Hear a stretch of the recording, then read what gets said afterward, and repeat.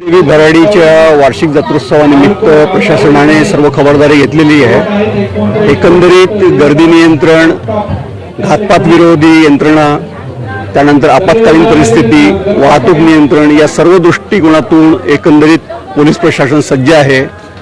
या ठिकाणी 2 additional SP, 2 DYSP, 29 अधिकारी, 400 पोलीस अंमलदार, याशिवाय होमगार्ड्स 150 आणि इतर राखीव बंदोबस्त असा बंदोबस्त आपण इथे नेमलेला आहे।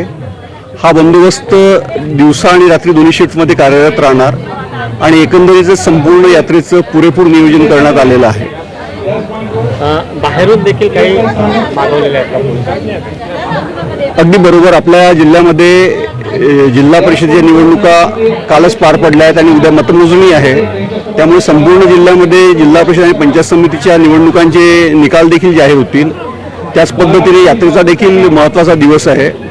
निवडणुका आणि अंगणेवाडी यात्रेच्या निमित्त बाहेरून आपण मोठ्या प्रमाणावर बंदोबस्त आलेला आहे आणि त्याचा देखील उपयोग आपण या जत्रेदरम्यान करून घेत आहोत।